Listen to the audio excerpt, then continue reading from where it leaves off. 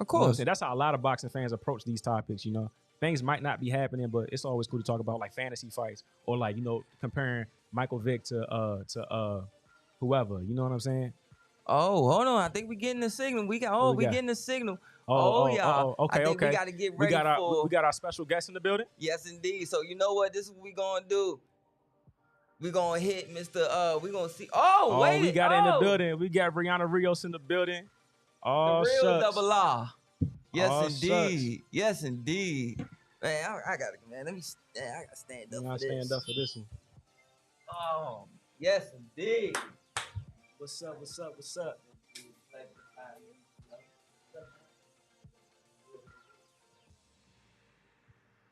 Oh man, my dad's was that my dad and Bubbles met you down at No Excuse one day they was doing the mix, and he was like, man, real cool. I finally get to now I finally see you outside of the fights.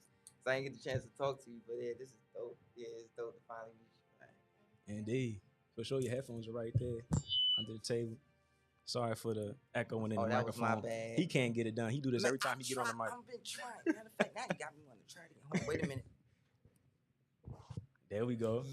There we go. Yeah. So like we said, we got a special guest on. Oh, I'm gonna let you do your thing. Go ahead, do your thing. Don't be scared. Yeah, I'm still nervous. I'm trying to still get better. Aquí está una perspectiva, a futura campeona, la reina de beltweight boxing, the real double R, Rianna Rios. It's an honor. Yes, did I do okay? Yeah, that was good. That was better than mine. Yes, sir, man. We got Rianna Rios in the building. How you been? Good. You been good? Good. I'm doing well. That's what's up. What's up? So you got anything for it, bro? I'm still trying to figure this stuff out. You gonna let me run it? Yeah, go ahead. Let me run it? Go ahead. Oh, yes. Run your stuff. So my dad he came down in the gym. I'll show you a picture of him later. You might remember. He was like, yeah, she was really nice and everything, real cool. My dad and Bubbles had came down there and did some mid work, and that's when they had met you. And then I finally got to see you fight. I think it was the girl from Philly again. And the way I feel about watching you fight, especially now, honestly, I was always taught you always trying to be, till the day you retire or become a trainer or whatever, you're trying to be the best complete pro you can be, complete fighter you could be. And I remember Customato, the great Customato used to say, it's not that early in your career you fight tomato cans, it's how you get rid of them. And from your pro debut, all the way, I didn't make it to the pro debut, but I saw the tapes and the highlights. Then I was there for the rest of them. You've gotten better each fight. It's not just, okay, another prospect, stop somebody. Your placement shots, stepping over on the right foot, cutting someone off, the stabs to the body, really punching through the target at the body, certain shots that you're throwing. Your C pattern, well, everybody ain't no excuse. They known for their C pattern. Lord have mercy. Everybody ain't no excuse. Known for their C pattern. But your C pattern, your calmness as adapting to being a pro, walking your guy down, not rushing, not just, going straight ahead or things like that. Just all of these little aspects, tiny thing, even on the inside, I've seen you drop your weight on people now a little more in clinches. I've seen you sit there and, okay, she got me locked up now. I'm gonna just lean on her a little more and walk her. Those little things. Then all of a sudden, as soon as you push her off, letting her purposely go ahead. I'm gonna let you go. I'm a purpose. Even given, I've seen you start to do throwaway shots now, where you'll sit there, reach a little bit, make her, I can't get you. Oh, yeah, you good, you safe. We'll go over this way, go this way. And next thing you know, slide and purposely, not even, instead of throwing the leaping hook, just slide over, use your foot to cut them off, and you stabbing them right here, stab them under the lung. I've seen that your shots ain't just going to the abs anymore. Now I'm starting to see your body just go under the floating ribs, under the lung, under the heart. Those are the type of things that, coming from old school trainers, that I look for, and I'm enjoying watching you do now. How you placing these shots and using your height to your advantage. I meant what I said when I introduced it. I'll just put it that way. Thank Thank you. I appreciate that. That's the name of the game, though. You know, we boxing, yeah, but it's not just fighting. Like people think you in there, you just trying to knock somebody out. Mm-hmm. And yeah, these girls, these women I'm fighting right now are supposed to be building me up. You know, we're looking to get them out of there, but we're trying to do it in a way that I'm still showing skills. Mm-hmm. You know, because I could go in there and throw about 50 punches real quick and get them out, but I'm not learning, I'm not growing, Right. type of thing. So like the things we're learning and doing in the gym, I'm trying to implement them each and every fight. So like you said, if you watch my pro debut fight, I was throwing a lot of punches, but there was like no placement behind it. Mm-hmm. I was just trying to score punches because I was coming out of Out of the amateurs, preach. You know, we were Tell just, these people, thank you. Right. just throwing a lot of punches, not worried about placing, picking my shots, things like that. And from my pro debut up until now, you'll be able to see the difference as far as like I'm placing punches, I'm Right. sitting on them. I'm not just pity patting and score punches and get in and out. Right. So thank you for noticing the growth. Hell yeah. Man, that's You know? one thing we said at your last fight. I looked at him, I said, she got better. You wasn't wasting no punches. I said, she deserves to be on. Somebody need to sign her. She need to be on Top Rank somewhere, getting at Michaela Mayer and them. That's where she need to be. I said, she's outgrown this right now. It's coming. Yeah. But when you fought the last matter of fact, let's rewind it back to when you say you pro debut. You fought the girl from Philly twice, I think, right? Yeah, fight twice, yeah. So, and that girl from Philly's strong. Yeah, she's you know, tough. She's tough. She's tough. The thing I took away from those fights was you stayed calm. Cause sometimes, and that's why I'm glad I have somebody on here who, like, cause he's quiet as his kept, he played football on a very high level. When you got boxing and next contact thing you think of is hockey, football, things of that nature. And we all here can relate to whether it's football or boxing, you could lose 3 rounds worth of energy just from the ring walk. Just from the anxiety of the ring walk and everything going on and having to slow it down in your mind. When the first round you walk off, relax. You might throw 3 fast shots out of a shotgun just to relax and get into the groove of things. And you was still I done seen situations exactly similar to you fighting the girl from Philly. And that prospect kind of erodes a little bit. They start to get sloppier. They start to, cause now they got somebody in front of them that isn't just gonna fall and is throwing some good shots back or trying to throw hard stuff back. And it's like, hold on, this ain't what's supposed to be going on. They mentally break a little bit. Right. And you didn't do that. You was still calm, took controlled your breathing. Even when I saw you was in the clinch, it was, and then once they separated, then you went right, took 2 bounces, you was right back here. How you was picking, how you breathed and all this, how you made sure, okay, am I safe in this clinch to breathe, just in case you don't try to catch me with nothing stupid or sneak some. I saw that, just those. So it still was good things that was beautiful from that. But with that last fight, that's fucked up. Why you do that, though? Yeah, she broke her down something Why you vicious. do that? Part of the sport, though. You know? No. Come here. All right, come You feel bad afterwards. Yeah, all right, That's your job. You know? Nah, for real. Look, Double R, we here right now. All right, it's nobody else. It's just me. We here. Damn well, that stab to the body, you gonna have her pissing blood for about a week. You knew what you was doing, right? Part of the sport, right? That's what they signed up for. I mean, I'm sitting there like, me and Brandon and BINK, I said, man, this It was girl can't vicious. stand us. This girl It can't stand. was And my vicious. father was right there. I've seen so many fights since he was a kid. My father was sitting there watching. Right. Good, play some good. And you know how my father is. All right, yep, this is over.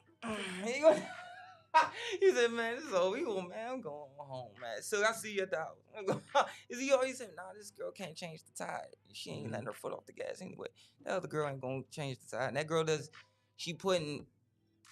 when really all the girl had to do was relax, try to counter your jab, punch in between your shots, and spin off to try to even the tide a little more. But the shots that was sitting downward wasn't just hard shots. It was shots that it's lingering with you a little bit. And the main one was the stabs to the body. That was really what was staying there more than I think the head shots. Just, breaking them down, right? It's small shots, picking and choosing. She was moving so much, I had to stop her, put her in a place Right. where I could reach because I was the shorter one, obviously, like always. But I was just stabbing. You know, we working on that in the gym Right. to make her stop because she was just moving and moving. Mm-hmm. So yeah, I mean it's part of the game plan, and that's what we do. You know, we do it in the gym and then we implement it in there. And some of the times I don't even be thinking, it just be coming. It's Mhm. natural. It's coming off natural, huh? Right? Yeah. 'Cause Yeah. we've done it so much in the gym. So come fight time, everything just It flows. flows. Yep. It's just flowing. You know, muscle memory. When I knocked her down, I didn't even know the combination I threw until I went back and watched The tapes. tape. It was Yep. vicious. I knew I landed the left hand, but the Mhm. punches before that set that left hand up. Mm-hmm. So like the stab to the body, it's just setting shots up, Mhm. right? So it may not be a hard stab, but it's just enough to where she's like, okay, she might come down here again. Let me put my elbows in a little tighter. Let me drop my hands a little more. So then start picking it up to the top. Not just that, but what you threw froze her for the everything else. Because every time that girl made a mistake where she slid down the ropes and moved, whenever she stopped pointing her shoulder and would do this and square up, immediately you just instinctually, because sometimes when you fight, it's like 50% let it flow, 50% think. And I know as soon as she would make the mistake and square off again like this, pop, boom, Yep. pop, boom, pop, boom, That's the boom. target, right? That's what Every she's single giving me. time. Like, okay, you giving it to you, keep squaring off. Bow stat. And I want to see if I'm right when I say this. You froze her with the stab, which led to the other shots. But did you hear her go that little sound like, and then everything else just she can't move. For people don't know, when you get somebody with his heel or you hit their lung and their heart skip a beat, or if you hit them in the solar plex, or you hit them in the floating ribs, or you hit them in the liver, and you make the blood squirt out the liver, and if they've been drinking too much soda or different things like that, or yeah, for real, like or I hope she wasn't drinking soda. For real. yeah, or drinking coffee and putting too much milk in it instead of it being just black coffee. That's where you get with them liver shots. That blood squirt. Any of those body shots I mentioned, they freeze. All of a sudden, go. Once you see them go, or they freeze, and next thing you know, everything. And then all of a sudden, double R come, boom, boom, boom, boom. And everything was right there. Right. She does beautiful work, y'all. Very beautiful work. But for y'all who don't know her, I want to ask you a few questions about what got you into boxing. What was your amateur career like, and being in the military? Like, how was that for you? My amateur career was, I pretty much did everything you could possibly do as an amateur. Mm-hmm. The only thing I didn't do was make an Olympic team. Right. I competed at Olympic trials, seeded #1 for 2020 Olympic trials, but I turned pro right before trials, and then COVID happened. Right. So it slowed it down a little bit, the momentum and all that. Had I stayed amateur, I would have made the Olympic team, you know. Right. But I decided it was time to turn pro. I was getting complacent with where I was in the amateurs, and wanted something new, something different. I was winning, so I wanted to carry that momentum into the pro ranks. And I'm not signed or nothing like that, you know. Not yet. Not right, yet. it's coming though. Yeah, so I got to make my pro debut on a GOLDENBOY card. So that was good. Started off great, but COVID happened, slowed things down. Not many promoters looking to sign people. So luckily, I have a good team behind me, a good manager, Coach ROACH. Right. You know, he's putting on these shows, so that way I'm able to showcase my skills and my talent and all the hard work we've been putting in the gym. So without Coach Lamar, I don't think I would be on these main event cards right now. Right. You know? So he's moving me in a good direction. Looking forward to being a world champion sooner rather than later. That's for sure, because Campeona del mundo. Right. So that's what we're looking towards. But as far as being in the Army, you know, I joined the Army right after high school. As soon as I graduated, I left to basic training, but solely to box. Like, oh, you went to the military to box? To box. Okay. Yeah. That's what I joined the Army World Class Athlete Program. So I think I placed like second at nationals that year. My first time being elite, you know. So they picked me up right away. They signed me. You know, all I had to do was graduate basic training and AIT, so like job training. Mhm. So I was an engineer. Okay. I didn't get to do it too much, Did you know, you because were I was fighting? boxing. Yeah. Right. So I did 4 years active duty. I extended for another year just so I could do the army stuff, you know, like Mhm. actually experience real army life type thing. So I did that for a year and decided it was time to get out. Yeah. You know, I wanted to do different things, and you can't do a whole lot in the army while you're pursuing boxing, school, and things like that. So, but amazing experience. Mhm. Definitely learned a lot. Met a lot of cool people that are like my brothers and sisters to this day. Right. But yeah, man, it was a great experience. You know, I miss it sometimes. You know, don't get me wrong, I miss it, but definitely wouldn't go back. No, I feel the same way. I served too. I was in the Navy. I did 4 years in the Navy. Okay. So I definitely relate to that. Like I miss it. I got a lot of good friends. That's one thing. If you join the military, you're gonna make lifelong friends, brothers and sisters. Family. For sure. Families, definitely a Family, family yeah. environment. But I don't think I would go back. I like where I'm at now. Right. Yeah, for sure. Yeah, but it was good. I mean, it's not for everyone, right? So, but good Right. experience, good life. Mhm. You learn a lot, No, for sure. right? You learn a lot of life lessons. You grow up fast. Fast. You know, especially leaving right after high school. I was gonna say, yeah. You know, like you ain't got mom and dad there no more. Learning what it is to buy food on your own and Go to the grocery store. Go to the grocery store, buying your toilet paper, toothpaste, all that stuff. You know, you don't think about it when you living with your parents or like just random things. You know, like Yeah, life hit you hard. Yeah, like damn, I ain't never bought no shampoo for myself. You know what I mean? Right. You So, read the back of the label like a like- book. No, for sure. You be calling back home like, what is this? What I do with this? What's this? What kind of laundry detergent should I be putting? Do I wash the whites with the darks? How does Right.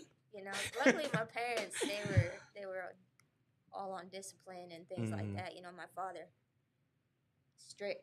Right. So I had the foundation I've already. been there. You know, strict parents don't do much, but the foundation was already there, so it wasn't too bad. But I seen a lot of friends struggle on that part of just leaving the house. Yeah. You know, Oh so, yeah. Yeah. I gotta ask you, what made you turn? What made you turn before the trial? 'Cause I had other friends who turned like after the trial, things like that. But instead of going for the team, sometimes it's because of an offer, sometimes it was because of a multitude of things. But what was some of them felt like, man, my style is not gonna work in the Olympics or whatever. Or just it's so many different things. I could think of so many friends on them. But what was your reason for, you know what? Go to the trials, but you know I'm a probably turn. I'm gonna go and make the decision to turn. I actually wasn't thinking of turning pro. I'm gonna come to Mike just a little bit closer. I'm sorry. Yeah, like I was in a place like I had just gotten out of the army. Yeah.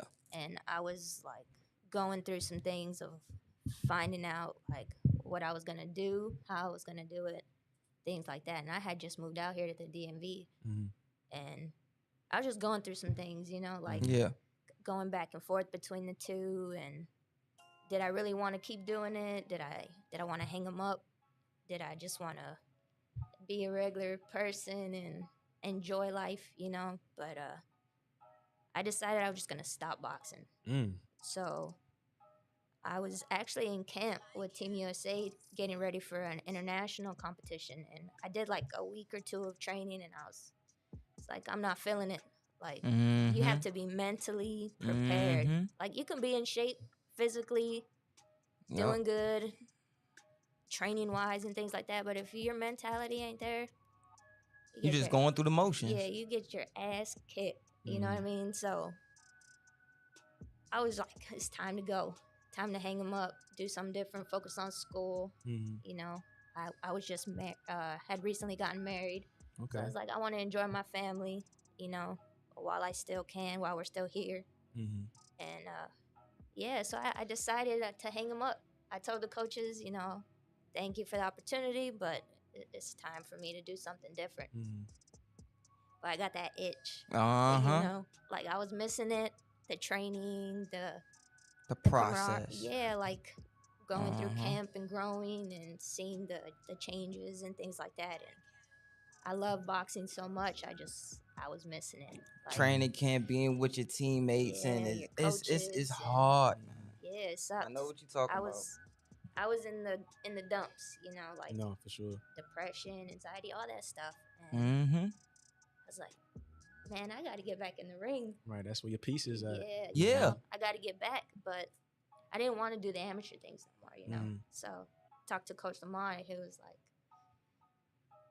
"You're gonna make the Olympic team. Just keep working, keep working." I was like, "Nah, I think it's time to turn pro." And he was like, "Are you sure? Like, you're gonna be an Olympian. You come out of the Olympics, you're gonna have some offers." But at the end of the day, I was like, "Nah, it's time to go. Time to move up into the pro ranks and get a world title." So he said, "Okay, I got you. You know, get your weight down. Let's get in shape. Let's get in fighting shape." And he got me a spot on the Golden Boy card. So And that's good that I remember that it's fight actually. it's no excuse, because she could have, let's say if Double R would have turned, but she had I'm trying to think, because I was at Hillcrest, you know, we had Jared, Blaze, all of them or whatever. So it's basically the same process where, you know, okay, we have an established pro, we have another prospect, an amateur prospect. So there, she don't have to, she's not necessarily going in it alone in a sense, turning pro. She's still gonna have a superstar type of status. They're gonna make sure they move her upright, things like that. Because there's some guys that have that exact same story. They turn pro and they wind up ending up like Emmanuel Augustus, or they end up like Stephon McIntyre, guys that you know that can go, but they didn't have a team, no excuse that, all right, we're gonna make sure we got you, don't worry about it, we got you. Even if it's the local cars, we move you up, we got you. Right. They ain't just sitting there am I making sense? Like, like he already knew the process. It was a better safety net to make sure, okay, I'm safe to move up the right way. I'm not just out here, definitely doing ass the right out. way. Right, and I think another good thing for you is where women's boxing is right now. It's on such a high. You coming in at the right time to really make waves and take over. So let me ask you about that. So, how do you feel about women's boxing, and you know, how the women are getting more respect, getting more? We just had Katie Taylor and Amanda Serrano sell out the arena. Yeah. How do you feel about that? How did that make you feel?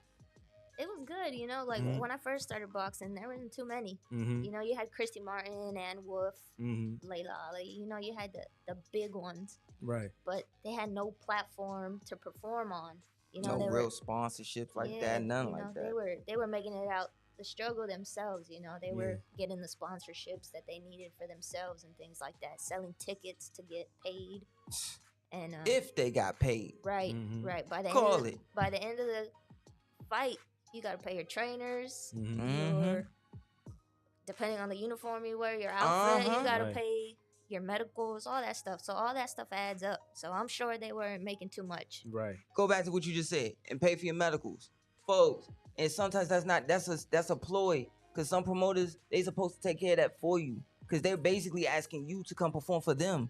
Like, side story, it was a fighter who came and fought on a card here, and they was telling us about how he was telling us a story about how he fought somewhere else, and he got there, he had his hotel room or whatever. When after he fought, he's like, wait a minute, this isn't what I was supposed to make. He said, oh, I had to pay for your medicals, and you asked for $200 for food and all this other stuff to feed your team. And I was like, wait a minute, I'm supposed to come here to fight for your car. You supposed to take care of that. It ain't supposed to come out of my purse.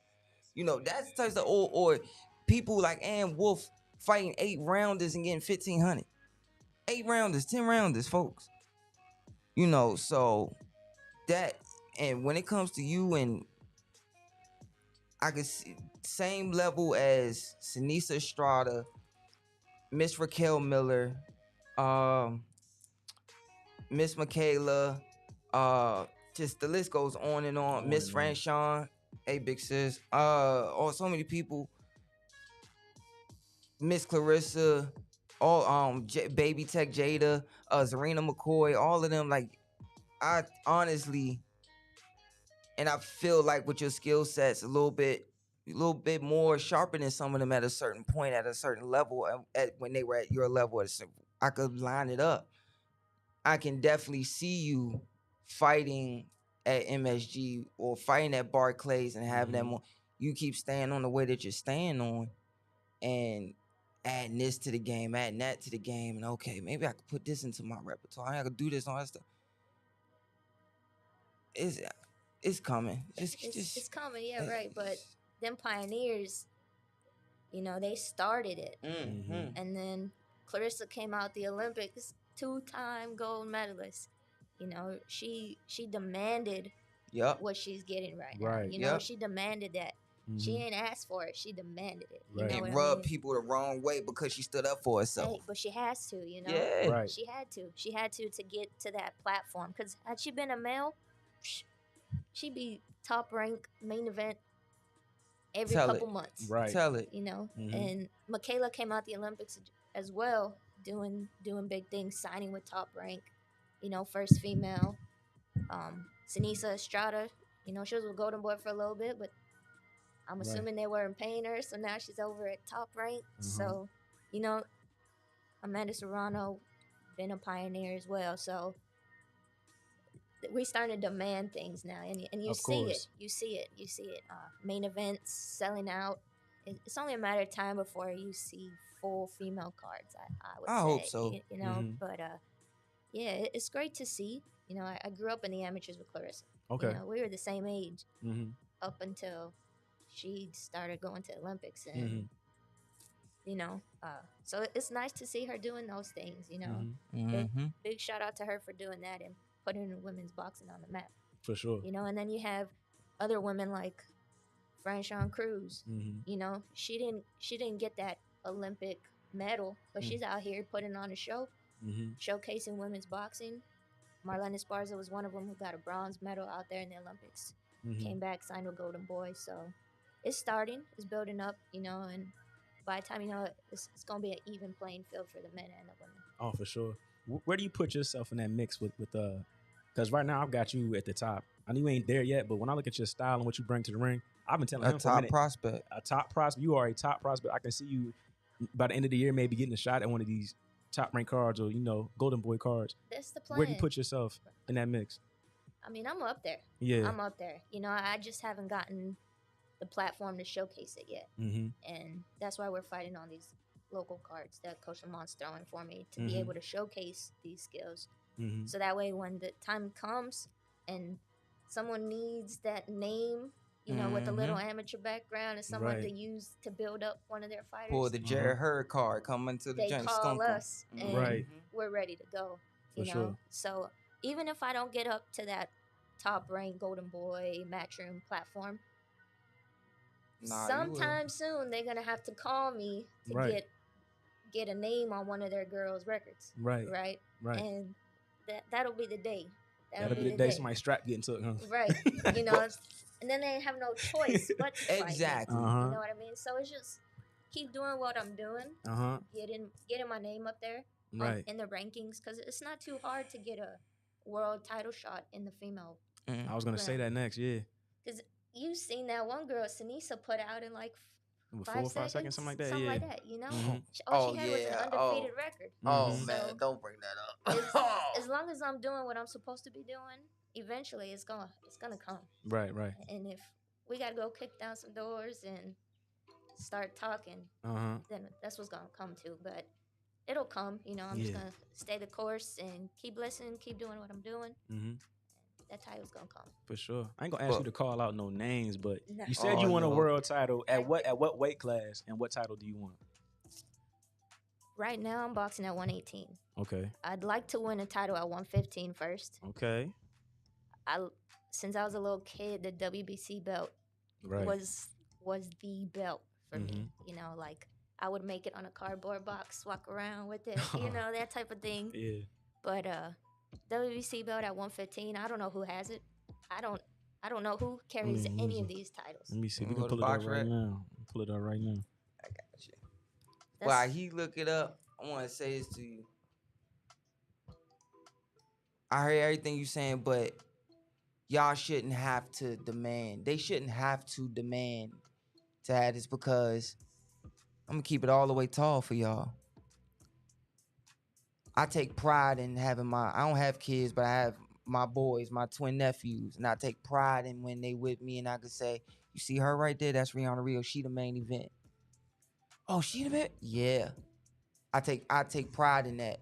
But and it's a damn shame for me to see the girls that are either in my area or I actually trained with, and they put on a better fight, skill set wise, rumbling wise, whatever way you want to put it, boxing or banging, anyway, skill from round one to the time till it's over, bringing it. And they putting on a better show sometimes than these men who getting paid twice, 3 times more than them for the same rounds. They shouldn't have to demand that. I remember one time I said, you know, my godbrother, when Sweet G was on the Olympic team and Allen was on the national team, all these different things, a lot of things are taken care of. You just, medical, food, you staying at the dorm, all these things. But here's the kicker. You know why Double R said what she said about Clarissa, how she had to demand this and demand that? Y'all should really appreciate it. Even Savannah Marshall, too. Y'all should appreciate them. You know why? Because they could have stayed amateur and fought till they were 32 in the amateurs in the Olympics and got paid under the table, because you're not supposed to get paid as an amateur, but we all know since way back in the day when my dad was an amateur, they'll kick you something under the table. Everything is basically free and taken care of for you. Injury, we got you. You going down to MedVac building, they take care of you, you good. You ain't gotta pay for nothing. Nothing. Everything is there for you. Training, coaches, food. whatever you need. We want to go to the game room, clothes, boxing whatever, boots. Yeah. And it's you get to do what you love. All day. While you taking care of, you ain't got no worries in the world. And that was It's one it's a bubble. Amateur. Yeah. You live in a bubble. Traveling the world, training camps, different countries. Preach. Tournaments, things like that. It's all paid for. That's why people stay amateur for so long, because they ain't got to worry about nothing. Look at Nuke. Look at Nuke.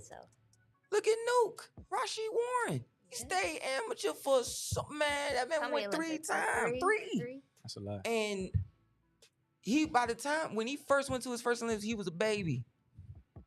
By the time he got to his third Olympics, he was a grown man with a house, wife, and kids. You got Cuban fighters and so many other countries that they fight. I think the limit in the Olympics is like 32 in the amateurs or something like that. I forget. 40 now. 40 now? Damn. Yeah, I remember when it was 32. Yeah. Man. Because I remember they had gave the I think it was, I'm not sure if it was 08 or 12, but it was a Cuban fighter. He was with Rigan Diao and all of them. And it was his last, he was 32. And then he was that was going to be his last Olympics. So they kept him on the podium to give him a standing ovation for all the years he stayed amateur and fought.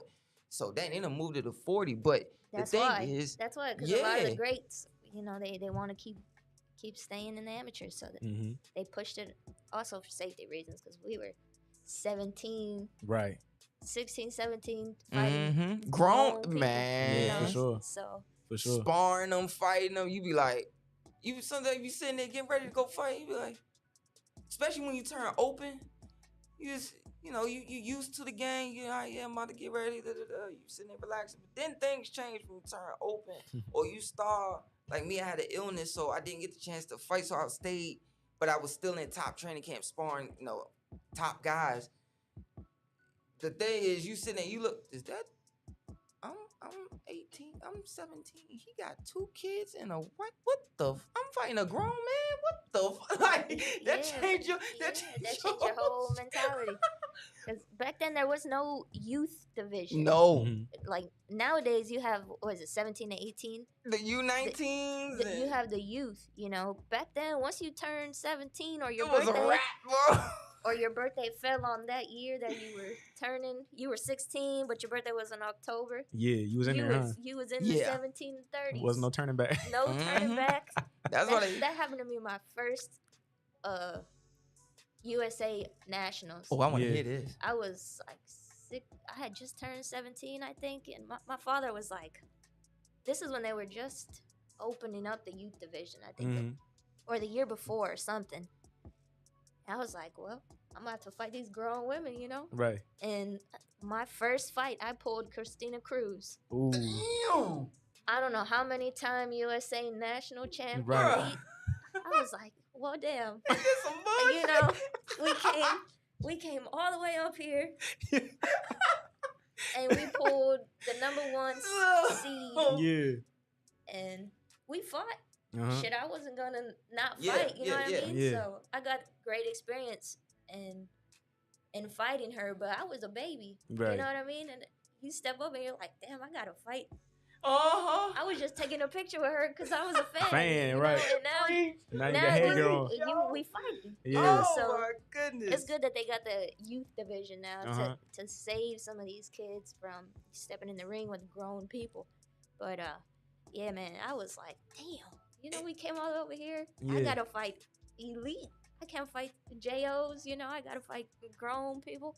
Mhm. That's why people talk about Floyd the way they do about when he won nationals and everything, got ranked with Gerald Tucker, James Bacon, and all of them, Fernando, because of when he started fighting grown men at a certain point with Uncle Nesto, that they were all fighting grown men at that point. That's why it was a Yeah. big deal that he was one of the only people who won that whole I tournament. got you. That's why. Yeah. But back to the other thing I wanted to finish saying, and I want to make sure, make me wind it, make sure I want them, as I say this, to see her. This the thing y'all don't understand. Y'all hear us talking about this amateur stuff. When you turn pro and you make that decision to turn pro, remember how I just said how she had a good team around her? Then y'all don't appreciate is all that stuff in the amateurs is free. They take care of you, make sure you good. But when you turn pro, you paying for everything that you could think of that was free at first. You paying for now, 9 times out of 10. Appreciate these women, man, because Clarissa could have easily stayed amateur. Rianna could have easily said, you know what? I just gotta suck it up. I'm gonna stay. I gotta get over it. I'm gonna stay amateur, because it may be better for me at this point. Do this, that, and the third. Savannah Marshall, all of these names that y'all say y'all appreciate, I can't tell. Like, because of course. Then you turn it pro, you gotta now sometimes get with a team and have to negotiate that. Like, well, I want this taken care of, I want this taken care of, I want this taken care of, I shouldn't have to pay for this. That might have to be on the negotiation table. Or that my outfit shouldn't come out of it, or this shouldn't come out of it, or I want a monthly stipend, or certain things that you as an amateur wouldn't have to worry about, or my injuries or whatever, or I should get, now you gotta try to negotiate sponsorships and see, so that way, okay, I'm gonna promote y'all, put on my trunks, I'm gonna win in devastating fashion, and that way y'all can take care of my shoulder and come here to all these different things. So appreciate the Rianna Rioses, appreciate the Marlenes, the Sinisas, the Clarissas, the Savannahs, the Franchons, especially the Franchons and Clarissas, those and y'all was in there forever.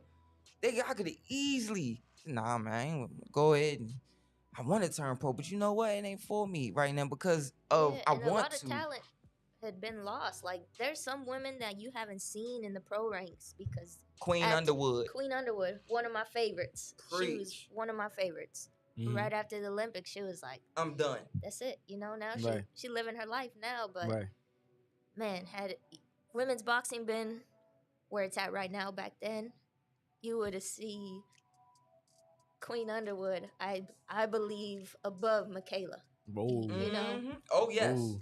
Oh, you never heard of Queen Underwood? No, I've heard of Queen Underwood, but But I'm you about never- to ask you a question about Michaela, because she about to fight Alicia Baumgartner, right? Who you picking in that fight? Styles make fights. Uh-huh. Michaela can box. Right. She can box. She proved her last fight that she could stay on the inside and rumble.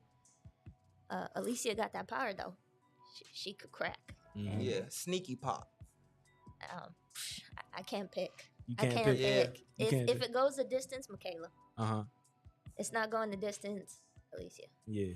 But I like them both. Uh-huh. I know both of them. Okay. I wish both of them the best. They Mhm. put it on for women's boxing.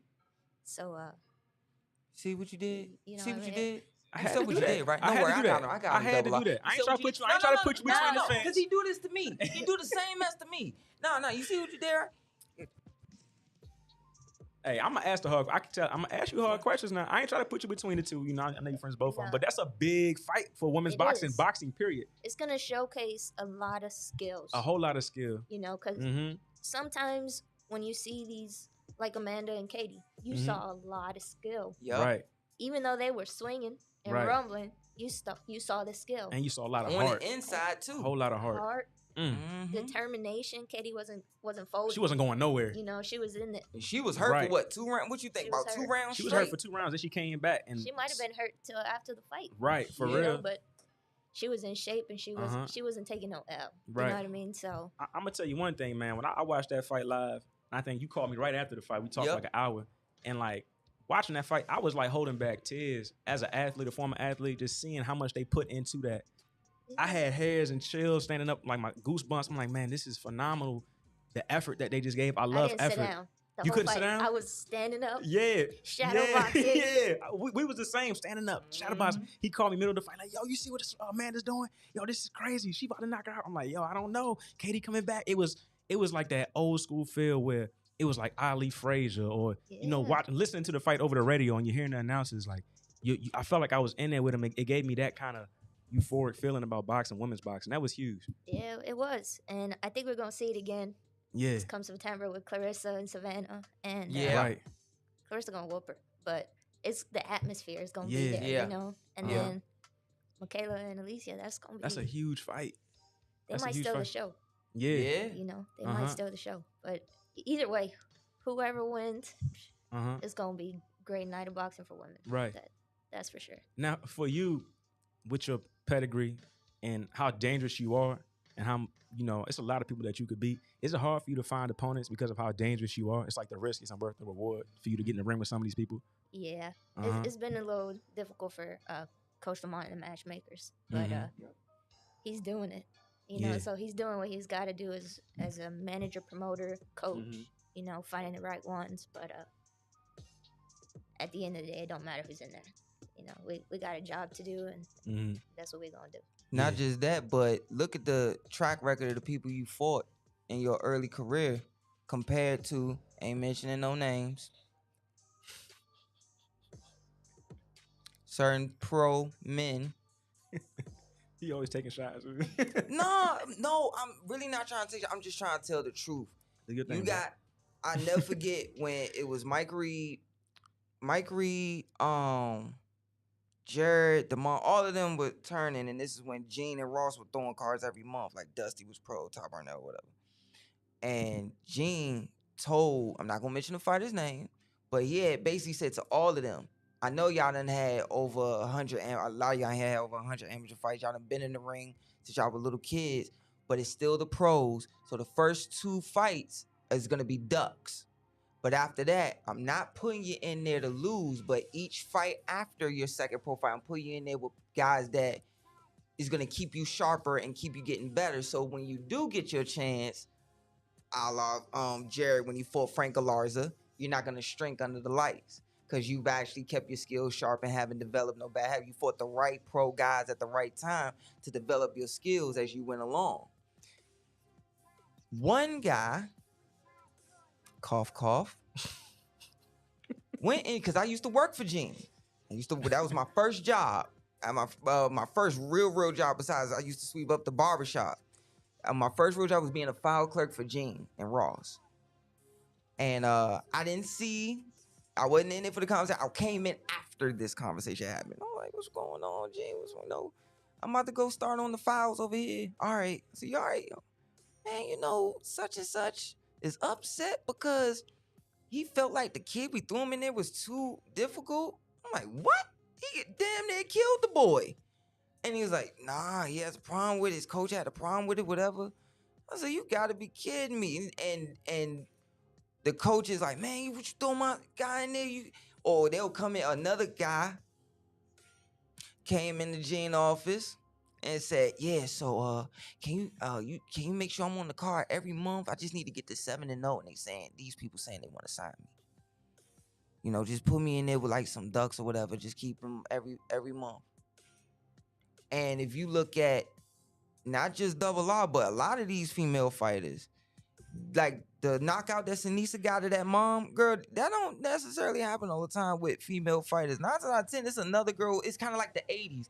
Like if you look at the 80s, 70s, the 50s, all of them old fights, the guys that had 12-12 records and whatever, they still knew how to stand right. They still knew how to catch. They knew They what were they was tough. supposed. Yeah, they knew fundamentally that you could put them in there with anyone. They still, like you fighting Christine Cruz.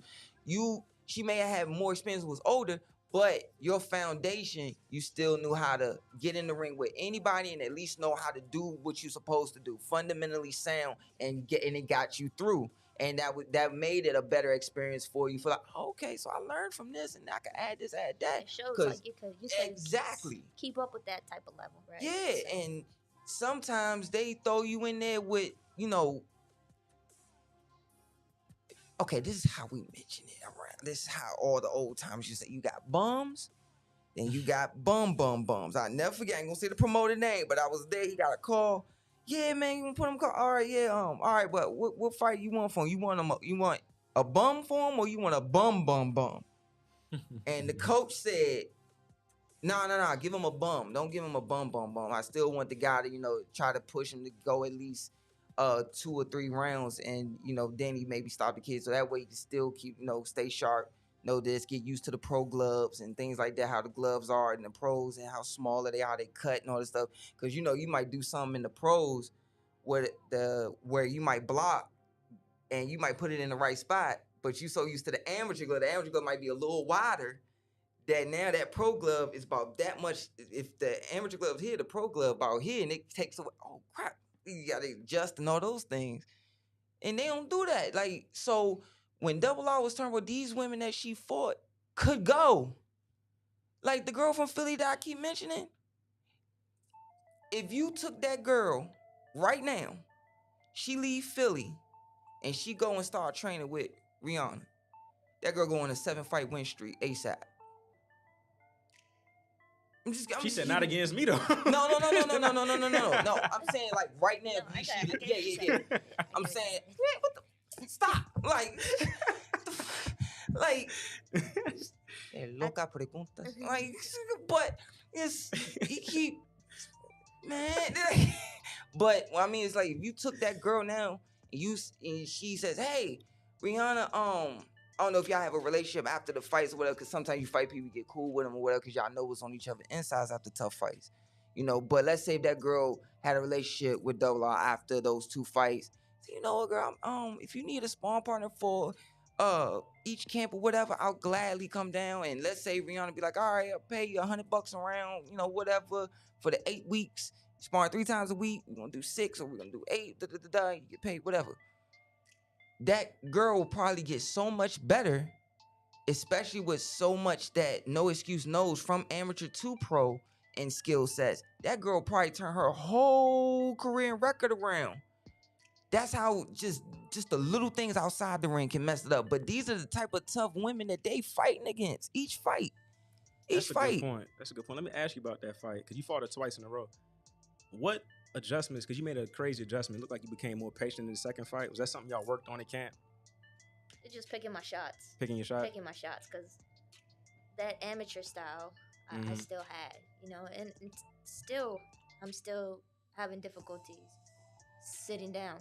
Because when I see the opening, I just go, so. Oh, wait, back that up. You say you still having trouble sitting down. I can't fucking tell. I'm just saying, I saw...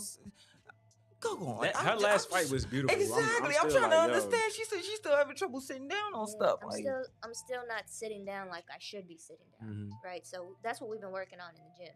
Keeping my knees bent, staying low, and ripping. So it showed a little bit last fight. It showed. That was a little bit? That was a little bit. It showed. So now this next one should show even more. But yeah, it's just elevating. Right. You know what I mean? Right. And you see it from a superstar. Y'all, this is a superstar. Y'all gonna revisit this interview and be like, yo, they has Rianna Rios on it. Yeah, this is her. Tap in with this right here. I'm telling you, man, superstar.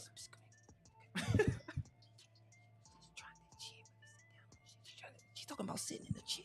No, she's talking about sitting on the... But the way you got rid of that girl, man, I'm telling you, the whole arena erupted. She made the girl bend over. Matter of fact, let me ask you about that. Like, like I said, you're a superstar. From your ring walk to your uniform, your outfit, the music, how you come out, you bouncing, you shaking your gloves out, you get in the ring, it's like you are a superstar in the making. So like, Where does that energy come from? Fighting. Right.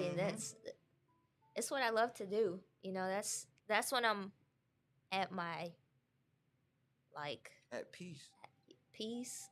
Like I love to do it, Mm-hmm. you know, and it's not work. Mm-hmm. You know, I love what I do, and when you believe in yourself and you got people behind you who believe in you, Mm-hmm. that just amplifies those emotions more, you know, because I got a small team, but it's Mhm. solid. Right. You know, I'm not as well known yet as a lot of these other women are, Mm-hmm. but the people who are supporting me right now or who behind me right now, they come out. Mm-hmm. You know Yes, what I mean? indeed. Everybody comes off of Rihanna, boy. They come out, they show Mhm. the support, the love, and all that, and that's just like you feed off that energy, the Right. the crowd. You know, I got my family always in the crowd. You know, they come up from Texas every Right. time. You know, so it's like that feeling of gratitude, Mm-hmm. Mm-hmm. and I'm super chill. Like, Mm-hmm. and I can tell, yeah. that's how I like to be. You know, Mhm. but once the bell rings, it's different. You Oh, know, yeah. but I just like to carry that energy up until the bell rings, Mhm. and the smiles, the jumping around, you know, Yeah. the outfit, all that puts into the performance I'm gonna put on. Right. You know, so it's just carrying it, man. Right. And sometimes you don't even like realize what's going on. Right, Like, because you just in It's there just so, like a so tunnel. much. It's a tunnel. Right. And let me say something Yeah. about your fan base too. Cause I was sitting ringside at your second to last fight, and I'm just sitting there by myself, mind my business. And there's two people came and sat next to me. They sat down and watched your fight. Like, yeah, we here to see Rihanna's. Not Rihanna, Rianna Rios. They like, who you here to see? They said, you better be here to see Rihanna fight. You better be here. Dang. I'm like, yeah, I'm going for Rihanna in this fight. Of course I want to see her Can do I her make thing. it And they to was like, my yeah. car They was like, safely? yeah. You better be. I'm like, yo. So they definitely got your back. I'm telling you. But also, I love that because ROSECROFT is very like personal. it's very personal. It's like Mhm. our StubHub center. Like it got like so many wars that happen at ROSECROFT and so many great moments.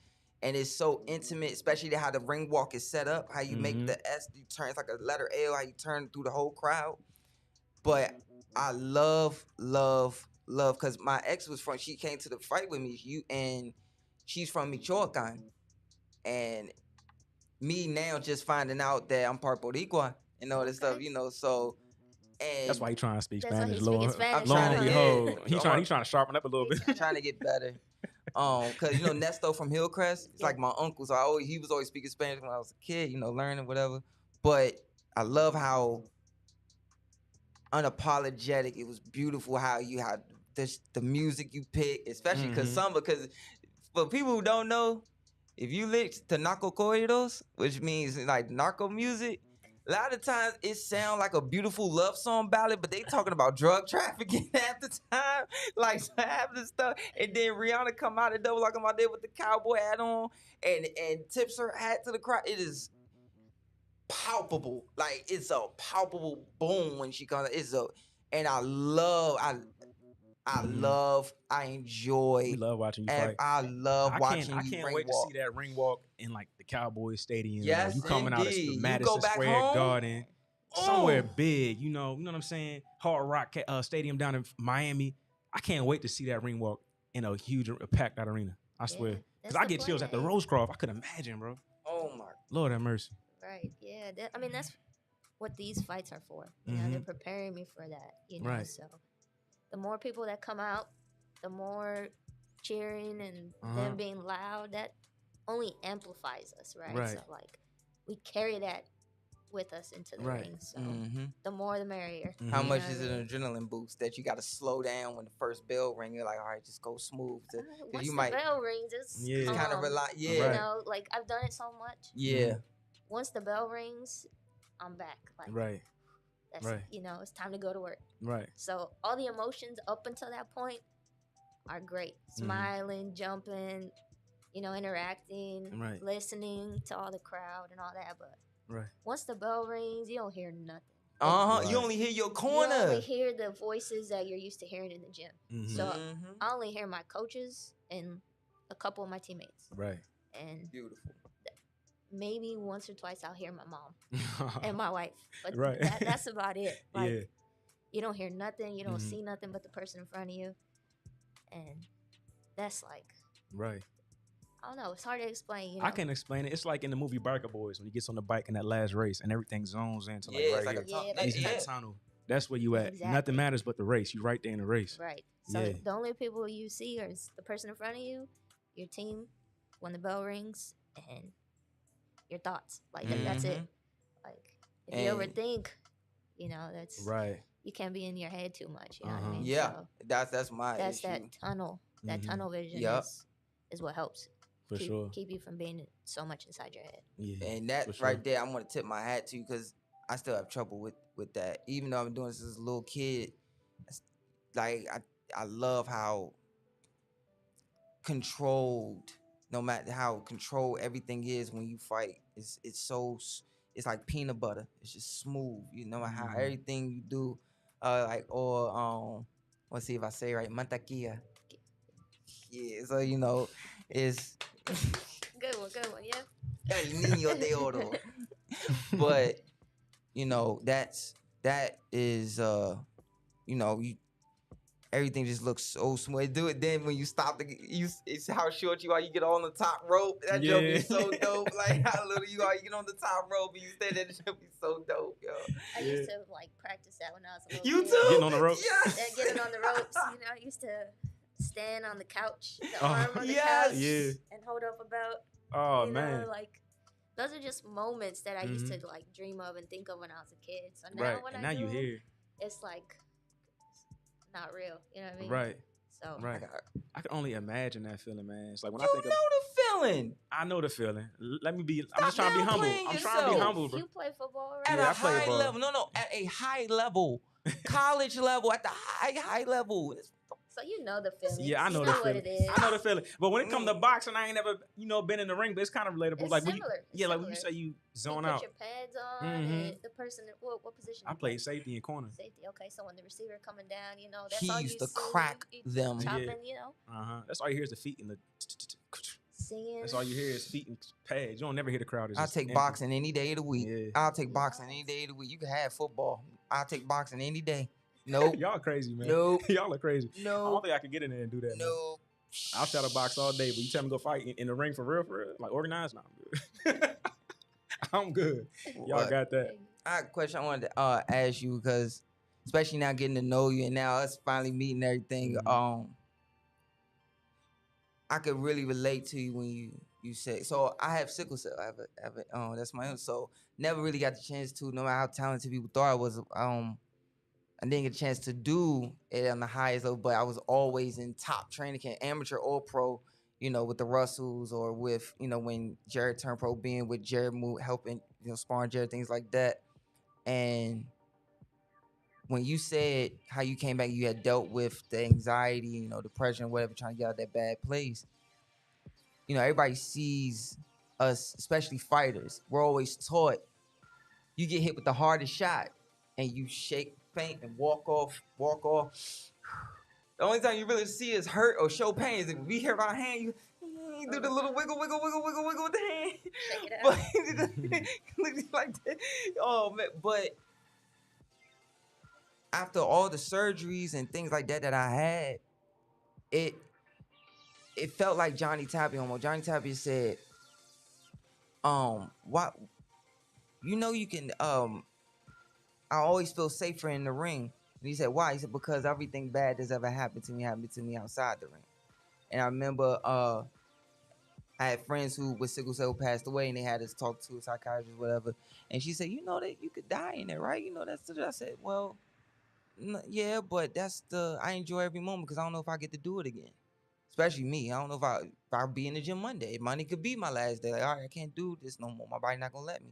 But something about doing it to where it's like, this is where I'm the safest. Nothing bad ever happens to me. Especially, but you know how boxing, they say boxing is your mistress. And if you have to give it all and treat it the best way to get everything good back. And when you do that, but it's weird for civilian, when guys like us, fighters, athletes, when we leave that realm and we go back into society with civilians, It's a struggle to readjust. it's You don't know what to yeah, do with yourself, because we're taught to be under these rules. We play by a different set of rules. Almost like how drug dealers talk about how, don't you take everything that come with it. You don't rat, you don't cheat, you don't tell things like that. In boxing, you be honorable, you take responsibility, go take everything as it comes or whatever. And you're taught with boxing, since a little kid, if you give it everything you got, it'll give you everything. She'll give you everything that you want. If you give her everything you got, she'll give you everything you want. In any sport, especially boxing. But then you go out into society and you do those same rules, and some people don't play by those same rules. You give that person all you got, and they don't give you the same back. And when you deal with those certain things, whether it's Rianna coming out of what she dealt with and trying to, okay, I don't know, man, if I want to turn, if I want to do this, but I got that itch because that's where my ultimate piece is at. And being, man, injuries and coming back and doing these other things, me with sickle cell and having somebody like Jared Hurst and, I love sparring you in camp. I need that speed and things like that. Those places is like, it might be dangerous, but this is where I'm the safest because nothing bad has ever happened to me here. And I dealt with that a little bit with having to, well, Silk, you're not going to be able to, coach Herb Martin, who was on the Olympic coaches. Like, kid, you have the ability to be a top amateur, but, with your sickle cell, with your, up and down, you won't be able to, but I was like, I have to stay in the gym. Because that's where you're comfortable. And I know that, yeah. Hear anything on the outside. And that's just different. And I don't really talk about this much, and I don't know what, especially now with you here, it really felt good to really compare notes here where, I definitely can relate to that when it comes to we had to go back to the gym. We had to go back to the gym because that's where we can always make sure everything is right. Everything is better when we around our guys in that square. And then, of course, I'm single, but you have your wife who's the closest thing to boxing for you that can keep that same feeling after you walk away. But if you care to elaborate more about, comparing those from what I said to what you about how you needed that itch to be sure, you needed to be there because of what you were feeling at that point. Yeah, like I didn't know what to do with myself. I had just gotten out of the Army. I had just had shoulder surgery. Damn. So I was supposed to be out for 8 weeks. I was only out for 4. I wasn't listening. It was like 8 weeks at least. I said I'll be good after 4. I was right back in camp, heading to Spain for international tournament. So I was just, I guess I was lost a little bit. Like I didn't know what to do with myself, and I don't like to talk. I'm not a talker. Get me to talk. Especially if you don't know the person. Yeah, like I'd rather just keep things to myself or talk to myself and some self-talk. Yeah. Some self-talk, So from like July to December, I was going through it. And I didn't tell nobody. I didn't say nothing. I was putting in my work, competing. I went over boxed internationally, took silver, I think. And then I competed at Worlds, lost the second day. And I came back and trained for a week, and then I went straight to Nationals. Won Nationals, got my ticket to Olympic trials, seeded and won. But I was just so lost. Like, I didn't know what to do. When I was training, I was fine. But after training, I was struggling, and I went on vacation. I came back. I figured maybe I just need some downtime, So my wife and I went on vacation. I came back, and I was still struggling. I didn't know what to do. And my wife knows me. She's my best friend. She knows. She knows when I'm lying. She knows when I'm not being myself. So she sat me down and was like, what's wrong? Like, I know you. We haven't been around each other a lot, but I know you. So talk to me, And I was like, I don't know what's wrong. Like, I can't explain what I'm feeling. I don't know, like, what's going on. My shoulder still hurts. I was having trouble with my eyes. I was just like, I don't know if it's my body telling me that's enough or it's just mental. But I was struggling, and I had to go back to camp in order to keep my spot. And I had just started going to school full time, you know, so I had a lot on my plate.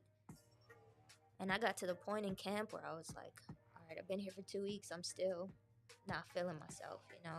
And I sat down and told the coaches, you know, I don't feel good. I don't think I need to be here, you know, like I need to get my eye situation under control. I need to let my shoulder heal. I'm going to go home. And I think I'm done, you know.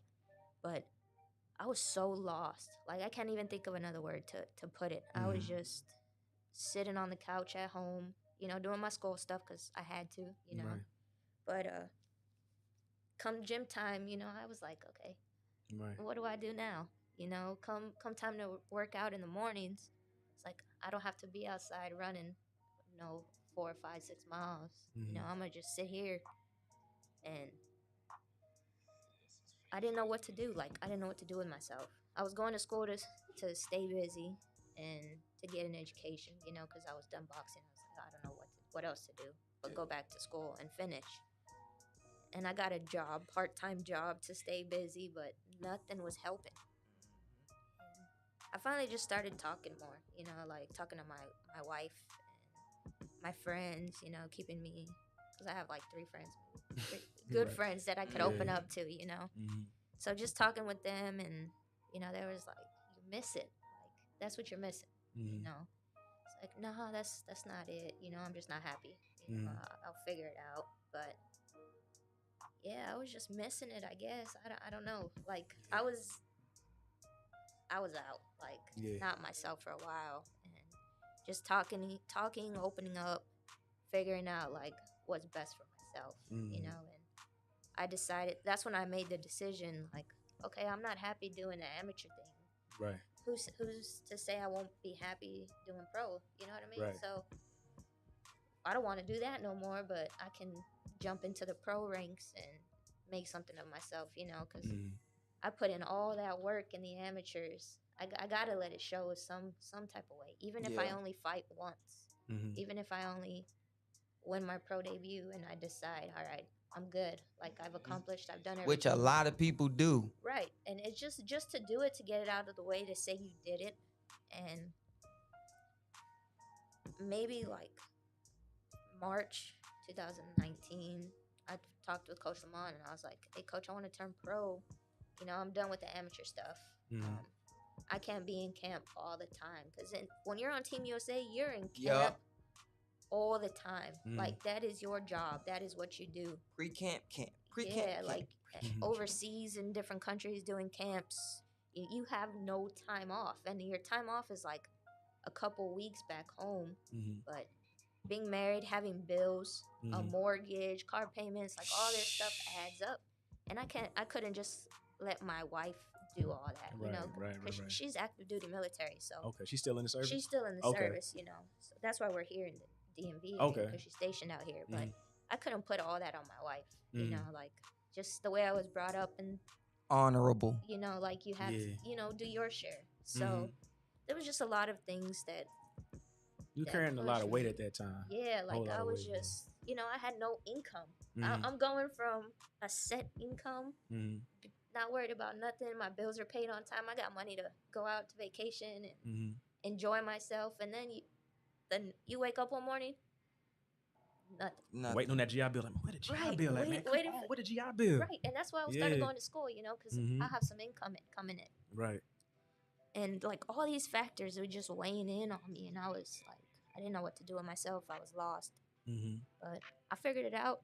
You know, I started talking a little more, opening up, sharing, and started boxing again. Right. And I mean, everything happens for a reason. So I think I needed to go through that to be in the position I'm in now. Now look at your character now. Right. You know, so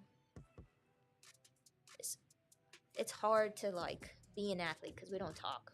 Right? We don't talk about nothing going on. Preach. You only see the hard work we put in, and then when it's come to showtime, that's what you see. Yeah. But you don't see none of the aches and pains and. Thank you. Not just physically, right, but mentally, like it's straining, and it drains you. It drains your body, and Thank you for coming on here and yeah, saying some I've been saying it people, for too long. yeah, Right. some people will be like, all right, I'm done. I ain't putting my body through this no more. Mhm. You know, I don't have no relationships. I don't have time to do anything, and it's just it was finding a way for me to be able to do everything I wanted to do, be around the people I wanted to be around, and ultimately control Mhm.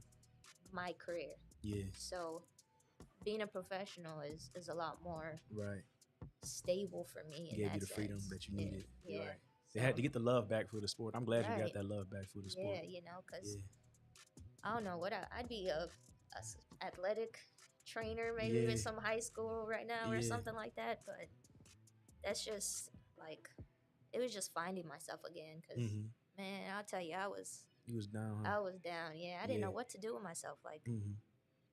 and luckily I had a good support system. You Yeah. know, like Mm. my wife wouldn't push. You know, she would just let me be. You know, That's so important. But you too. knew she was That's still arm's important. length away. right, Right. right. That's so Yes. important Okay. right there. That's somebody that's in your corner that knows you struggling. That's not gonna be in your face like, what's wrong? Why don't you talk to me? But just say she's going through it right now. Let me take a couple steps back, rub her back, give her a kiss, and let her know I'm here if you need me. That's Yeah, important. and that's it. You know, and Yeah. and once in a while, you know, I'll have my days. Mhm. You know, and I'll just tell coach, hey, coach, I won't be at the gym today. Mhm. All right, you know, take your time off, enjoy your day. Mhm. That type of thing. You know, having a team like that who necessarily isn't pressing you like, hey, why you not in the gym? Hey, you need to be here. Because they know I'm going to work. Mhm. Yeah. They know I'm going to get my road work in when I'm not in the gym. They know Mhm. I'm putting in the work. If they don't see me putting in the work, they know and they Mhm. trust and believe in me. So having a team and a support system like that truly, like, I think saved my boxing career. Wow. I would say. Like, just the Wow. support system I have in general, like, it really is the reason I'm still boxing. Wow, that's incredible. Yeah. This is definitely a great. I'm glad you brought the topic up, and thank you for sharing. I feel like it's important for athletes, professional athletes especially, to share these stories. You know, recently we had Danny Garcia share his story in the post fight. You know, broke down in tears. Thomas Lamana just posted how he was going through anxiety and depression after he lost to Laura. You know what I'm saying? So it's becoming more normal for people to get on You and can speak about mention their me feelings. too. You too, definitely. I And mean, yeah, Bink. we've had private conversations too. You know, even myself, I went through some of the same things you guys went through after. You know, I wasn't able to play football no more, and mental health like dove down bad, and I was down bad too. So I can definitely relate to both you guys and what you guys went through. And I think it's important that you came here and share that story. And we appreciate it. And to your point, people gotta understand. Like for instance, we've always been in the same vicinity, but I never went up to you, shook your hand, say, hey, you know, because like Bing knows I still have a slight timid like shyness a little bit, but people see El Niño de Oro, the golden boy, oh, great smile, great personable, say hey to the kids, respond, whatever. But a lot of times, like what Bink noticed a few months ago when I went through something, it was I didn't talk. If I it's in and I don't, especially if I don't know you. If I don't know you, I'm not talking. Like and people don't get that. They think because they see me on here and they see how if it's I could be as upset as you could be, but if it's a kid who may have sickle cell, if it's a kid who saw me on TV or whatever, or acting or something like that, hey, I want, and I'll instantly turn it on because that person may not ever see you again. So you want to make sure you turn on and you had that be genuine and take the smile, everything. But a lot of times, if it ain't Bing, if it ain't like now, I'm starting to really talk more with Kenichi or you know, Ace. You know, shout out to Prima. She's like those close family members or you know my sister or whatever. Besides that, I won't talk at all. You know, I won't say much. And Bing had to really try to pull it. Like, bro, what's going on? Nah, man, forget it. It is what it is, bro. Like, you know, you say you stay to yourself.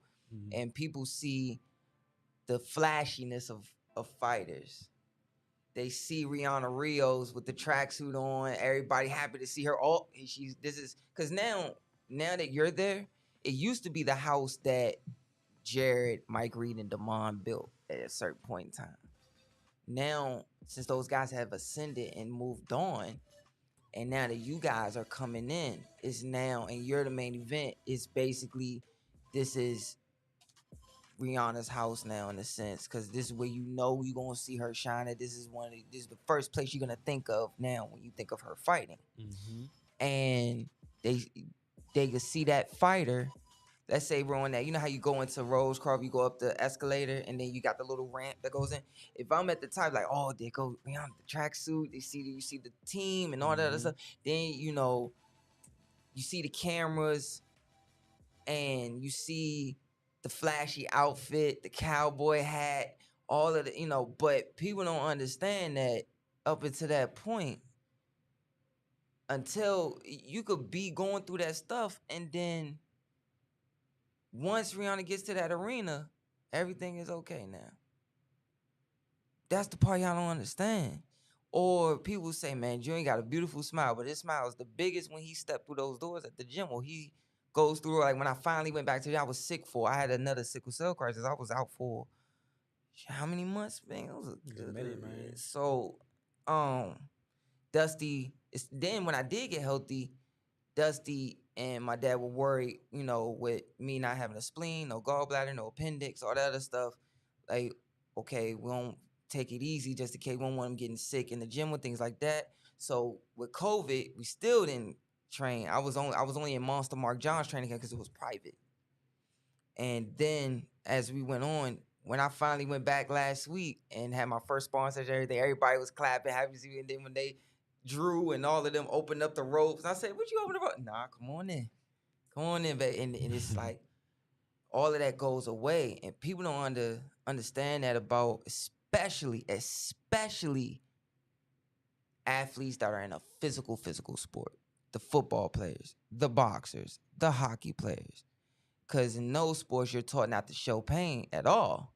In all the other sports, you can flop, fake the pain, do whatever you want to do. But, you know, in all those sports only has one ball. But boxing, you need two balls. You sit there and you have to actually have to act like you actually have to have some heart. You know, so you, in those moments, people don't understand that you'll feel so much it's like your social I know you're trying to say it's like they see the persona and they see Rianna Rios, the ring walker. Yeah. But that's not you. Sometimes you don't want to be talked to, right? Sometimes you don't want to socialize. Yourself. Your battery's dead. You don't feel like talking. You know what I'm saying? Like, especially when I get in public spaces, big public arenas like the ROSECROFT, and people's all interacting around me like, yeah. It's like, I got to really focus in and have a conversation because I just want to be there to watch the fight. I don't want to have to interact and talk with everybody at all times. Remember what you said to me? Where he said, bro, I don't know how you do it. I said, what you talking about? He says, my dad was a fighter and my uncles were fighters or whatever, and I was 4 years old, and it was Joppy, Sean Bay Mitchell, Derek Cole, those guys. I was the baby. And so these people done watched me grow up, and he's seeing BINK was with me, and so many people coming up, Daniel trying to talk to me, little kids coming up to me. One kid came out, remember the kid came out of nowhere. Hey, yo, Goldenboy, you Dabby gave me a big old hug. I was like, yeah, what's your name? And took a picture with him. He said, bro, I don't know how the hell you do it. Because he knew I was in pain. I was having some sickle cell pain that day. He said, bro, I don't know how you do it, how you can consistently do that. And it just, people don't understand that the anxiety that goes through, and then trying to stay at a high level consistently, and trying to just go back to the smallest thing of, well, this is the only place where I feel at full peace. I could maybe shake this off and keep it moving and do this. And I'm going to my main office. This is my main office. I'm going to keep throwing the same punches that I've been throwing and all those other things, you know. And then it's so hard because in boxing and in football and things like that, you got all these people around you. Like my father always say, he hate when he see fighters come out with rappers. It's so, because it's a 30-second ring walk, bro. Some depending on where you fight, it's like 30 seconds. And you paying this guy all buku amount of money to scream and holler, and you don't hear none of the lyrics. You got all these, you know, hood dudes, everybody walking behind you. And I remember one of my friends said, I might have my people behind me, but nobody get in front of me and my dad. We should be the only ones to see the pack because he only want his father walking with him. And when you got all these people around you, when you go up them 4 steps, you are by yourself. And the only thing you taking whatever shot physically, but her wife takes the shots. Even if she's slipping the shot that she don't take, her wife takes it emotionally. Coach Roach takes it emotionally. Lil Jordan takes it emotionally. That's that tight fist group of people that she's talking about. That's fine. But when you got all these, you know, people, all of that stuff, but you still got to go in there and fight. And you in there in one of the most loneliest places you could be, while at the same time trying to find solace in this place. and I don't think people understand that, and I owe you a great thank you because it was still a little bit that I ain't talk about, and you coming on here and it really talking to another fighter as well, and having my brother right here being I owe you a big thank you on camera and off camera when you get out of it. No, thank you for having me. Yeah, I for sure. appreciate these talks. I don't talk much Mhm. unless I'm being interviewed or Mhm. I'm not one to share my story with people. So thank you for asking Right. these questions and for having me in this conversation. Right. I Much appreciate respect. it, yeah. Much respect to you. I got a couple more questions. We're gonna let you get Oh up out of yeah. here. Yeah. So you got a fight coming up next weekend, right? Right. Yes, indeed. How are you feeling for that fight? Who is your opponent? What can we expect from you next weekend? Next weekend I'm fighting. I think her name is Moni Trejo. I think that's what it is. I checked just. Yeah, I think it's Moni Trejo. I checked just because I know people ask Asking these the question, questions. right? Yeah. But I felt great. It's gonna be another great performance. She's Mexican. I'm looking. I'm looking to have someone come forward and let her hands go. So I think suit you, huh? right. But I think this fight is gonna allow me to showcase my skills a little more as far as boxing. Okay. Because not very many people have seen me box on the outside. Right. And I can box on the outside. I can counter well. I can move, use my feet, but people don't get to see that because I'm always the one coming forward and walking them down. So I think this time is going to be a better opportunity for me to box and have fun and let it flow. And that's what I'm looking forward to. But at the end of the day, I'm going to adjust and make the adjustments as needed in there. But I think it's going to be some fireworks. Oh, for sure. I think she's going to come to fight, These women don't come to lay down. Yeah. They come to fight their heart out, give it what they got, and try to win. Yeah. So you're going to see that. I think you're going to see her try to win, and you're going to see me do what I do. Oh, for sure.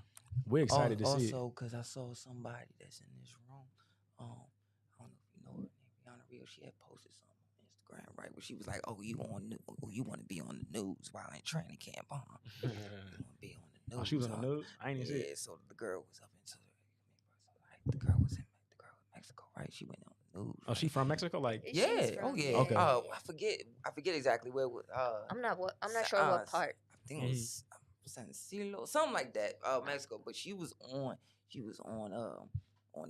morning news and had her belt on. I think she had her belt on her shoulder and everything on the news or whatever. And it's a big opportunity for her. She's coming to the States. She's not gonna lay down. No, for sure. I was just laying down in my bed and I scrolled and all of a sudden I see oh, so you on the news while you supposed to be in camp? Okay, we gonna see about that. And I just all of a sudden I did that. Oh my guts. Oh God. Yeah, it's gonna be bad news. She's celebrating a little bit too early, but she's supposed to be excited for this opportunity. Yeah, right? Yes. That's how she's supposed to be. No disrespect to her. So be excited. She's coming to fight. She's her record doesn't speak for who she is as a boxer. Right? I think she's 2-2. 2-2-1. 2-2-1. And then they moved her a little fast, right? Yeah, they put her in there with someone she wasn't supposed to be in there with.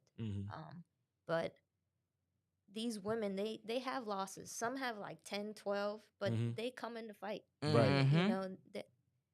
They may not have the amateur background or being moved properly, but they coming. Right. So I'm not overlooking her. Like them old 50s ones I was talking about, them band was regular, but they come to fight. Yeah, they come in to fight. So we're not overlooking her. We training hard in the gym.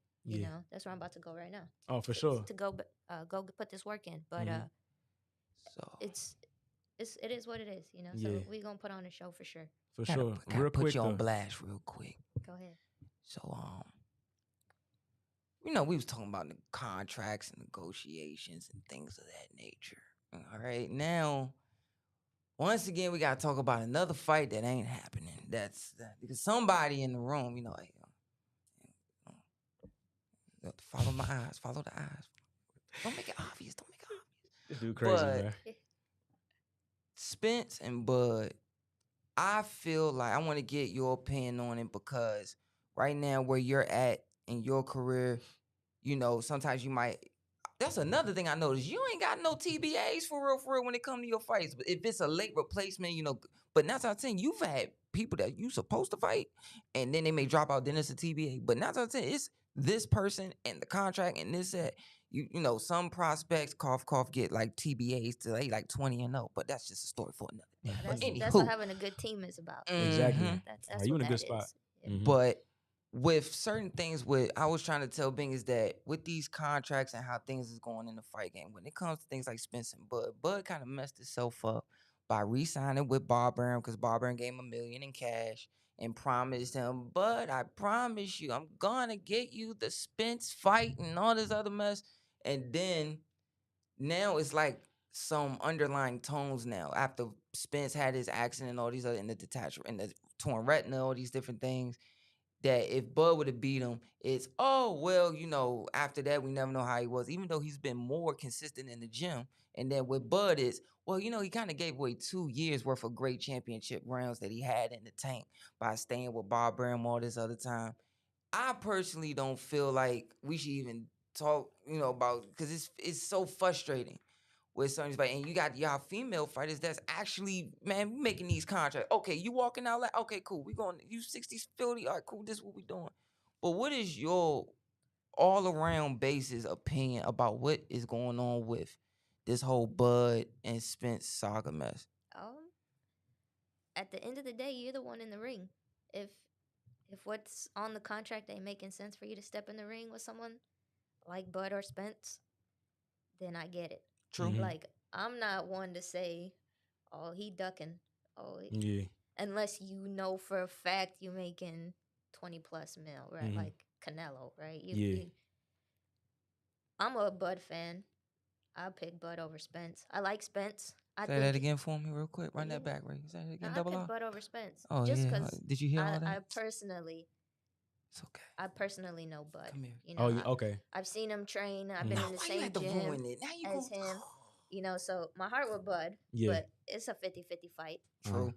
Spence may think he deserves more because he has more belts, which makes sense. You know, he's bringing more to the table, so he should be getting paid more. But Crawford, on the other hand, he was undisputed at 140, was it? Yeah, 140, yeah. So he's bringing things to the table that he thinks he deserves. So at the end of the day, it's between the two, and they got to figure it out. Because that's one fight I would love to see. For sure. To actually be there in person to see, you know. But I'm a Bud fan. I feel you. So what about Bud's game? Are you giving him the edge over Spence? Like what do you think he could exploit about Errol Spence? Talk your stuff, Double Lock. In his favor. It's his ring IQ. I think he's too smart. Well, he switches, right, but that's just because of his ring IQ is so good. Shimon Anaya, Shimon Ashanda, tell the truth. I just think he's gonna catch Spence late and take over the later rounds like he did with Sean Porter. I don't think he'll stop Errol Spence. I don't think he'll stop him. But I think towards later in the rounds, he's gonna start to pick them apart and figure it out. Like this is typically what he does. He loses the first couple rounds and then he figures you out. And then it's over with. It's over with. Kel Burke, the splashback. Right? So that's how I see it playing out. You can't deny Spence's abilities though. Like he's strong, fast. He comes to fight and can slide in the pocket, and he can move. You don't ever see him stuck in a clinch. Yeah, you know, because he knows how to work his free hands. So I don't know. Like it's a 50-50 fight, but my heart's with Bud. Yeah, you know. So. Yeah. Do you think this is a potential matchup we can get a rematch and a trilogy out of, depending on how the first fight goes? I think so. Yeah, I think so. I think they may one of them may end their career fighting the other. Yeah, I think, but they're gonna be set if they do a trilogy, right? Yeah. So I don't think they'll have to fight anymore after that. Yeah, for sure. But who knows? You never know. It's boxing. One punch. Uh-huh. First round, one punch. That's it. You never know. Right. You know. So especially if you're cold and you're not warmed up. So I don't know. Yeah. Gracias, hermanita. Yeah, who said that? This dude crazy. First of all, we've been talking about Spence and Crawford for a minute, and I never made a pick yet. No, I never made a pick. I said I'm leaning towards Errol.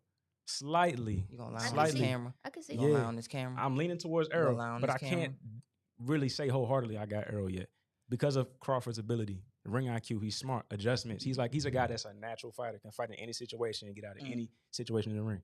That guy's a natural, man. I gave Spence his props because of The way he can, like, I never forget Mikey Garcia said this. Mikey Garcia said, when he was on the inside, as soon as you think you got a counter on him, he makes us like, then all of a sudden he's right just enough. Not taking that from him. Also, I did say about Spence is that the size, he's been at 40, 47 since the amateurs to the pros, all his career. I understand that. And you got to wonder how thudding, and he's like Bernard Hopkins in his prime. Like, he's not, boom, all of a sudden you outsleep. It's seething power that just, like I was talking about when you stab the girl to the body, like it just sits with you and it slowly breaks you down. And Bud has a tendency to be flash hurt. Like, he'll be buzzed for a second, he'll be flash hurt, snap out of it because he in top shape, he snap out of it. But your ring IQ point, when he fought, I always go back to this fight, when he fought Ricky Burns, he came out just like this. Ricky Burns kept touching with the stick, and he felt like it was coming here, and it was hitting the side of Bud's glove. And Bud had on MXs, I think, that fight, which isn't a good defensive glove. It's more, you're not gonna, power lock is a little bit, you could have a little bit better defense with. But and so that glove is hitting him right. He's not getting a good block on the side of the glove. He switched southpaw, and that made that range more longer for Ricky Burns. So now it's not coming here too close and just scraping his cheek, which later on can be a flush 1-2, getting closer. He wanted to switch his southpaw, and it made it much more difficult for Ricky to get in. But at the same time, how I feel like Bud, you worry about the last 4 rounds, 8 through 12, I'm gonna be shaking like a leaf, because I worry, can he keep it? It's that size. Sitting, It's that size. When it comes to adjustments, I'm giving Bud the edge. Of course, but you still gotta understand, if Bud doesn't stay in the pocket, let's say he picks his spots in the pocket here and there, but 9 times out of 10, he's walking side to side, walk him over here, Bob, do his stuff, walk him back over here. Similar to what Bernard did to Tito Trinidad. Let's see if he fights Bud, if Bud fights Spence the same way, like how Bernard fought Tito Trinidad. But let's say in those rounds 8 through 12, that all of a sudden just the little hip shots that Earl throws, the little shots to the thigh, the little shots that he's hit so many other guys with that are big. I won't say stronger, but bigger than Bud, because Bud is deceptively strong, but breaks him down just a little bit to where he gets closer to where he wants to go. And now it's kind of like Mildred Taylor against Chavez. You just want to see, can Bud make it to the finish line, like type of thing. But I still feel like he could hurt Spence and buzz him badly, because for some reason with Spence, he can't. It's something about getting hit on this side that freezes him every time since the amateurs. For me, the only way I don't see Bud making it to the end is if it's mental. If he loses his mental control. We've seen Bud fight emotionally a couple times and lose. He fights. Right. Okay. He lost his emotional edge. I like to compare Errol Spence to Tim Duncan. Really fundamental. He's not going to give you a lot of flash, but he's going to get his bucket. He's going to get his rebounds. He's going to get his block shots. He sticks to his game. He sticks to his game. He fights where he's comfortable. Flashy. Tough. Right. You know what I'm saying? But he's a hell of a boxer. Right. So if Bud can get Errol out of his box a little bit, that's where he can get the edge. But if Errol can get Bud out of his box, where he loses mental edge, I think that spells disaster for Bud. You know what I'm saying? I think it's the feet. I think because our feet is gonna play a big factor. How fast, even though Earl can slide under and step around, that can catch up to Bud's faster feet. But if Bud sits there and his feet is on point, whether he backpedaling or bop and slides over here, and can get Earl just a half a second too late to turn to catch to where Bud is, that can be a problem too. Like, he just can't. The feet could be a thing too. It's so many variables you could come up with this daggone right. We could talk Oh about this God. forever and ever. We'll have her here forever. We know you got to go to the gym. Yes, Is there anything indeed. else you want to say? You want to tell them where we can follow you at on Instagram and check you out? Yeah, you can follow me at Rianna Rios on Instagram. I have a Twitter, but I don't use it. Yeah, I'm the same way. But you can follow me on Twitter at Rianna Rios and I'm on about Facebook. to follow you now. But appreciate you all having me on here. If you haven't gotten your tickets, get your tickets. Get your tickets. Get your tickets August 13th. It's going to be a great show. For sure. Rianna, thank you for coming on. We definitely appreciate you. Thank you. Thank you. Gracias por todo. All right, look, we're gonna go to one coach's opinion with Coach Fox.